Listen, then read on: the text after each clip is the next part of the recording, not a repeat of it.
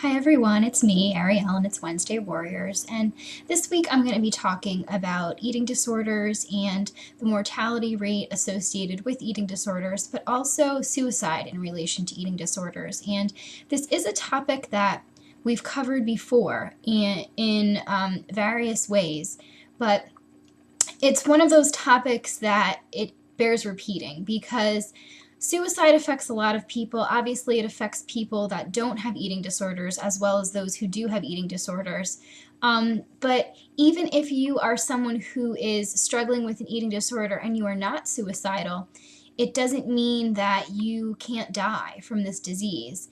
And I think a lot of the time there are those of us out there who have struggled and think, I don't care if I die from this.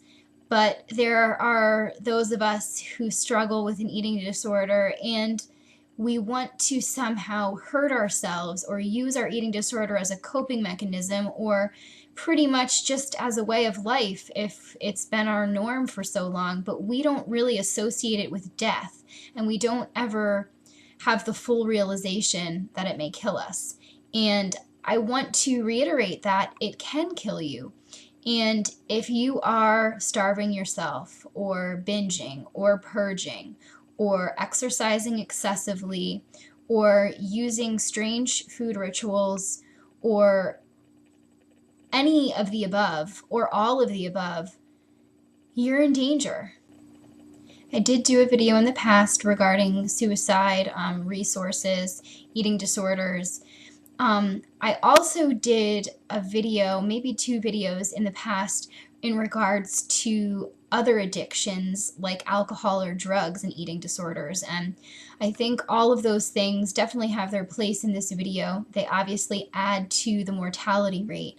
But I do want to give you a few statistics, and I'm sure if you're struggling with an eating disorder or know someone who's struggling with an eating disorder, you've seen or heard or read many, many statistics by this time.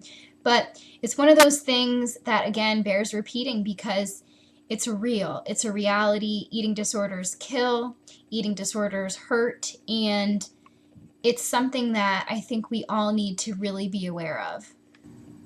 An estimated 8 million people have an eating disorder in the United States.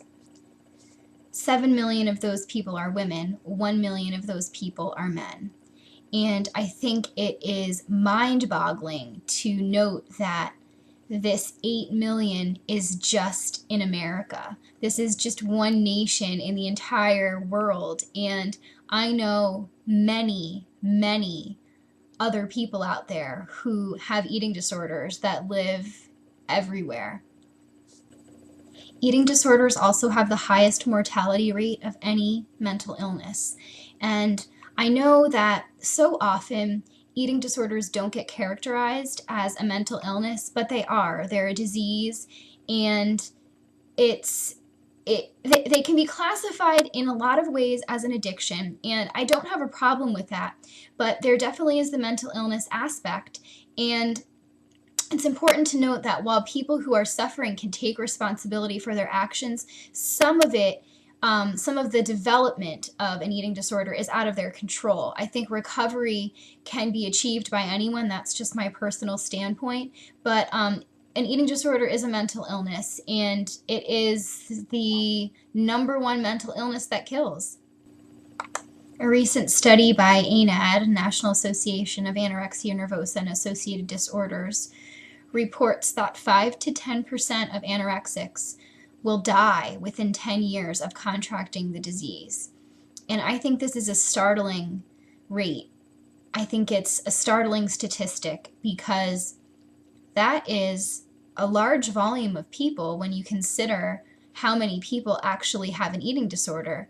And this is just talking about, again, Americans. And it's just talking about a time span of 10 years, and 10 years is not a long time. And I want to point this out, I guess, purely because for those of you out there who have been struggling with an eating disorder for 10 years, and for those of you who have been struggling with an eating disorder for well over 10 years, you're beating the odds, you're cheating the system, so to speak. And I don't want it to be only a matter of time for you before your health starts to catch up with you and you have some very harsh realities present themselves. I don't want anyone to die of an eating disorder, but the fact is that people do die from eating disorders. And along these lines, 20% of people suffering from anorexia specifically will die prematurely from complications that are related to their eating disorders. So this doesn't just mean that anorexia is going to kill you. It means that you might die of a heart attack, or you might faint and have a bad fall and die from that. You might die in your sleep because your heart simply stops. You can't sustain your own body any longer because you don't have enough nourishment. There are so many different ways that this disease can kill you. And this is just, that statistic was in regards to anorexia, but binge eating, bulimia, there are so many risks associated with those eating disorders as well. And if you are EDNOS, eating disorder not otherwise specified, you have little bits and pieces from all these other disorders, and it doesn't make you exempt either. I did a video way back in the past about complications and circumstances in regards to binge eating disorder. And I think it's one of the little known disorders. Certainly we consider it an eating disorder, but I think a lot of people don't realize just how dangerous it can be and how much people do struggle with that eating disorder as well. In moving along to talk about recovery from an eating disorder, I think a very startling statistic is that only 1 in 10 people with an eating disorder will actually seek treatment. And I don't think this is necessarily because they don't want to recover. I think a lot of it has to do with costs. A lot of it has to do with insurance. A lot of it has to do with resources. Do they even have treatment centers available to them locally? Do they have the resources basically at their fingertips? Do they have a support system? Do they have people diagnosing them in the first place to get them this help that they so desperately need? Treatment of an eating disorder is insanely expensive. I know that here in the United States, the average cost for just 1 month of inpatient treatment for an eating disorder is $30,000. That's just for 1 month. And I think we all know that an eating disorder is not cured in 1 month.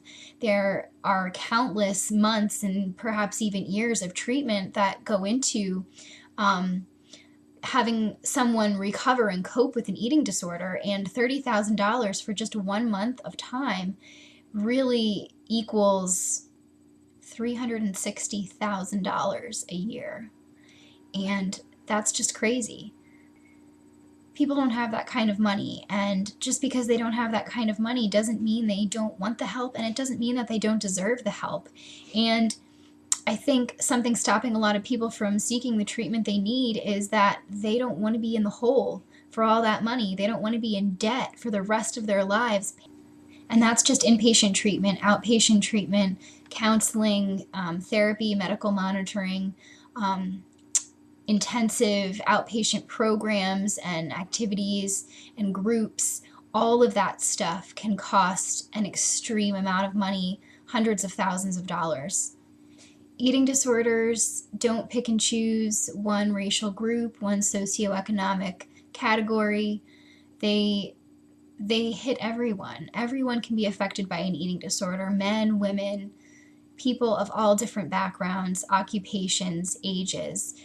Eating disorders know no limits, and because they know no limits, because so many different people can be affected by them, there's simply no reason why there can't be resources for everyone. There can't be treatment for everyone who really needs it. It's something that we can recover from. You're not destined to live a life with your eating disorder until the day you die.